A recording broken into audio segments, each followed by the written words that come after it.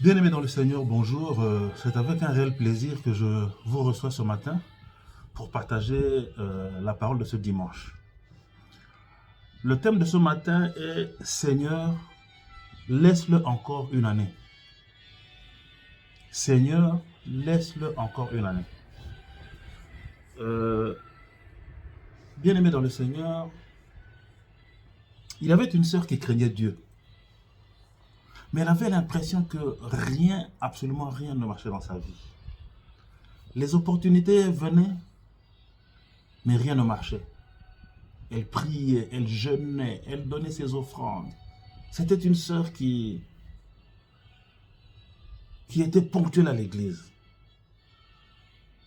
Elle changeait d'église, allait dans l'église, d'aller d'église en église, mais rien ne changeait dans sa vie. Elle avait l'impression qu'elle avait été rejetée par Dieu. Elle passait ses nuits en pleurs. Toutes ses petites sœurs étaient mariées, travaillaient, ses petits frères travaillaient, mais elle n'avait ni fiancé ni emploi. Alors, sans plus tarder, nous allons prendre notre Bible et lire la parole de Dieu dans le livre de Luc, chapitre 13, du verset 6 à 9. Luc, chapitre 13, du verset 6 à 9. Un homme avait un figuier planté dans sa vigne. Il vint pour y chercher du fruit et il n'en trouva point. Alors il dit au vigneron, voilà 3 ans que je viens chercher du fruit à ce figuier et je n'en trouve point. Coupe-le. Pourquoi occupe-t-il de la terre inutilement? Le vigneron lui répondit, Seigneur, laisse-lui encore cette année. Je creuserai tout autour et j'y mettrai du fumier. Peut-être, à l'avenir, donnera-t-il du fruit. Sinon, tu le couperas. Amen. Euh, Bien-aimés dans le Seigneur, nous avons tous une mission sur terre ici. Et chaque matin, chaque jour qui passe, le Seigneur nous observe. Le Seigneur nous regarde. On a beau donner notre dîme, on a beau donner nos offrandes, on a beau faire des jeûnes et des prières. Mais tant qu'on n'aura pas accompli l'œuvre pour laquelle le Seigneur nous a appelés,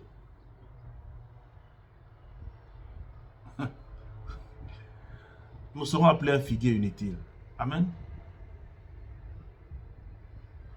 Chaque jour qui passe, le Seigneur attend que nous fassions quelque chose pour lui. Mais qu'est-ce qui se passe de notre côté? Chaque jour, nous venons pour lui demander quelque chose. Seigneur, fais-moi ceci. Seigneur, fais-moi cela. Seigneur, fais-moi ceci. Mais t'es-tu déjà posé la question de savoir qu'est-ce que le Seigneur attend de ta part? Pourquoi es-tu sur terre? Quelle est ta mission? Bien-aimé, en dehors des missions particulières, je le dis toujours, je suis un évangéliste et il y a une mission que le Seigneur a donnée à tout chrétien.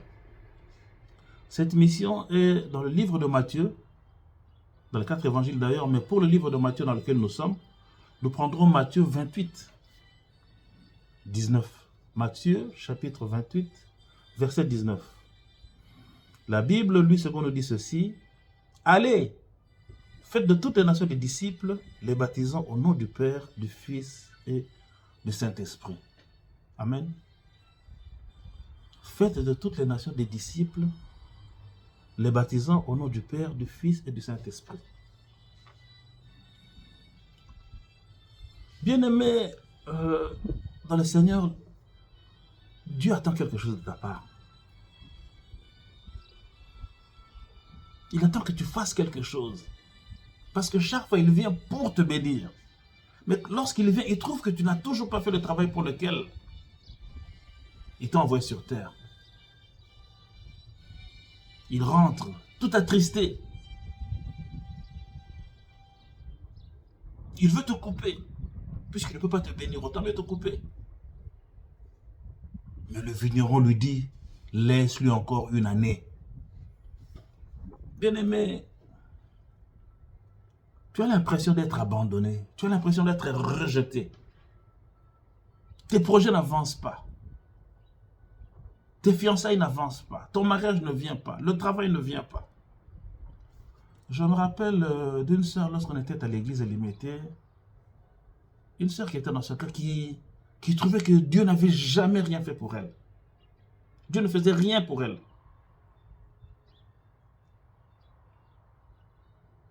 Tu es dans ce cas. Tu trouves que le Seigneur ne fait rien pour toi.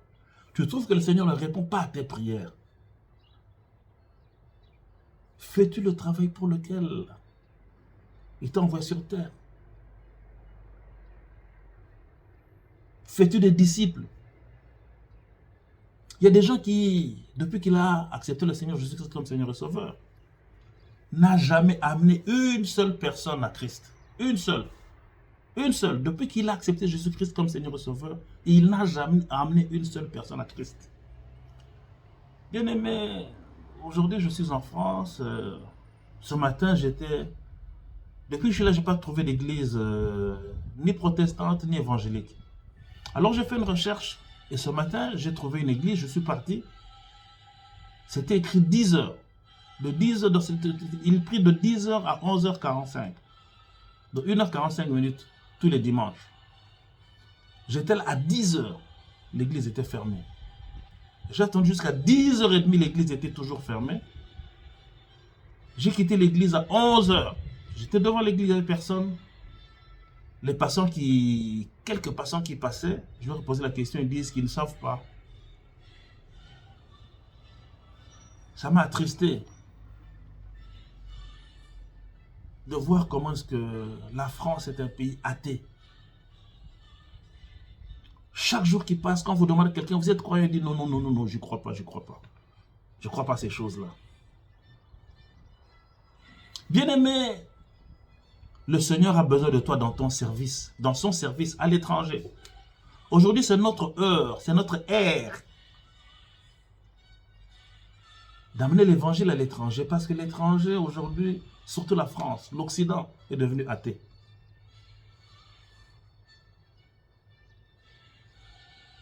Le Seigneur veut t'amener à l'étranger, toi qui m'entends. Il y a un voyage qui est préparé pour toi.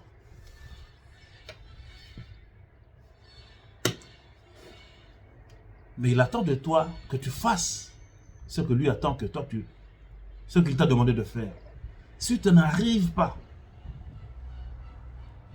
à emmener, parce qu'à Kinshasa c'est facile, il te suffit juste d'emmener une personne à l'église et le pasteur fait le reste.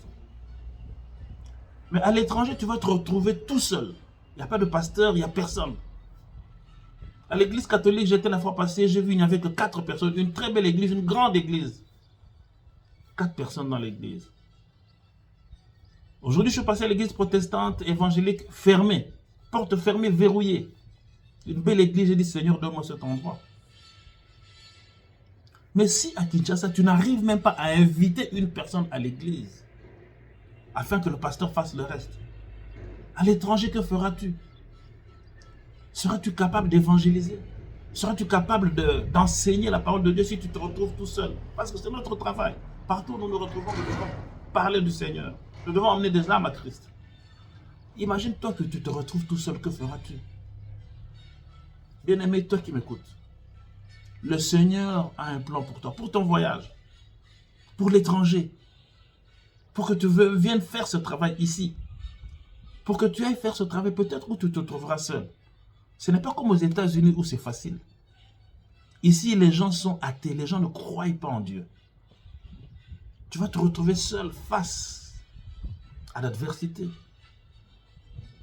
Comment feras-tu? Bien-aimé, le Seigneur attend que tu fasses quelque chose. Regarde tout autour de toi. Il y a des gens qui sont prêts à aller à l'église, qui sont prêts à croire en Dieu, qui sont préparés. Parce que nous, en Afrique, on est préparés à croire en Dieu. Il suffit juste de l'inviter et que le pasteur fasse le reste. Il suffit juste de l'inviter pour que le service de l'église fasse le reste. Bien-aimé, toi, autre personne qui m'entend aussi, tu as fait des demandes d'emploi, mais ça ne vient toujours pas. Le Seigneur me dit qu'il veut t'utiliser dans le travail où tu vas travailler, dans ton bureau, dans tes nouvelles fonctions. Il veut t'utiliser pour parler de lui puissamment, mais il attend que tu commences par le faire avant que tu trouves que ce travail. Il attend que tu commences à évangéliser tout autour de toi. Il attend que tu emmènes des personnes à l'église. Et quand il viendra, n'attends pas l'année prochaine, parce que l'année prochaine, quand il viendra, c'est pour couper. Mais quand il viendra, puisqu'il vient tous les jours, la saison prochaine, lorsqu'il viendra pour regarder le fruit que tu as apporté, qu'il puisse te donner ce travail que tu attends tant. Qu'il puisse te donner ce travail que tu as attendu depuis si longtemps. Lui, il attend que tu fasses quelque chose.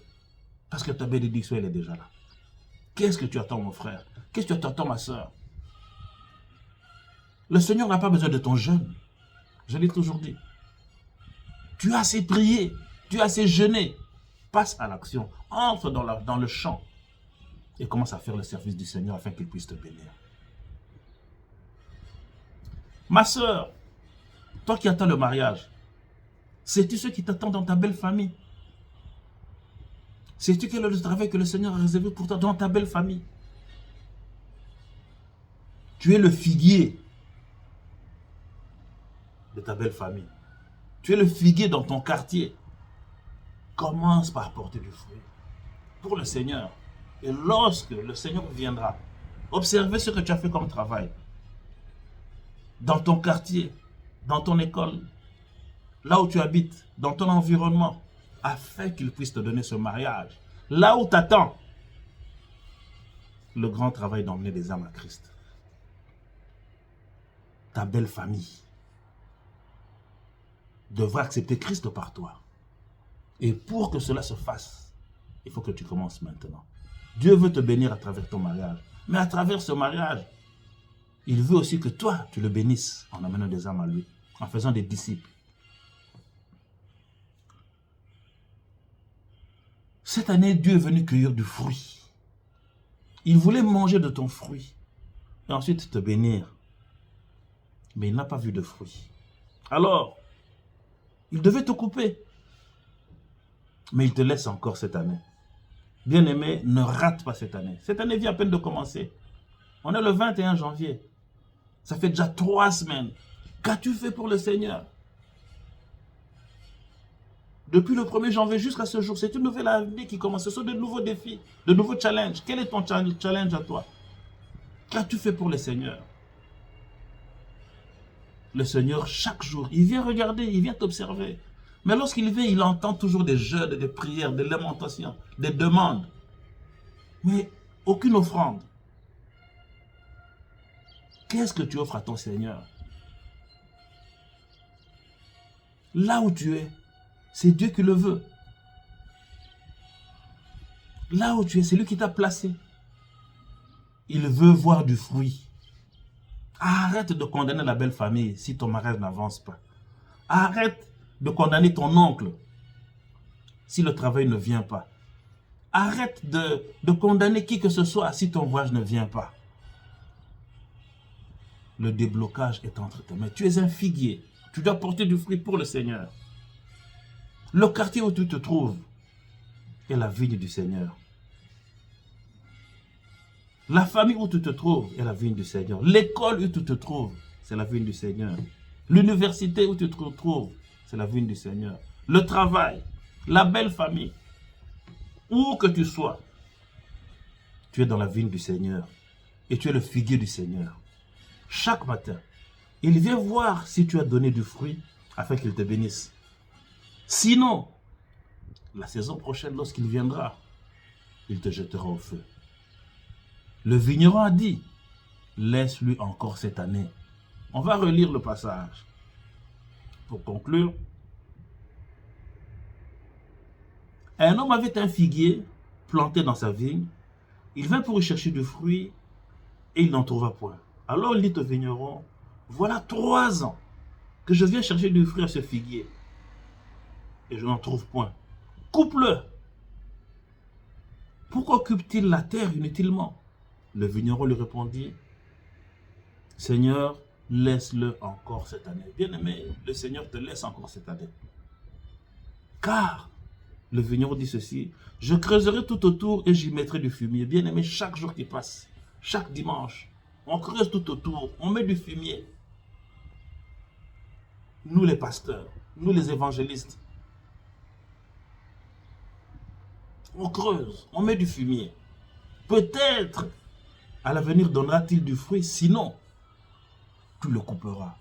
Bien-aimé, ne rate pas cette année. Le Seigneur attend de ton fruit, afin qu'il puisse te bénir. Toi qui te semble que tu es déjà coupé, parce que le Seigneur a attendu trop longtemps, il n'est pas trop tard. Dieu te donne encore l'occasion de faire son travail. Afin que, à la fin de cette année, afin qu'à la fin de cette saison, tu aies déjà porté du fruit plusieurs fois et que le Seigneur puisse te bénir. Que Dieu te bénisse. Merci.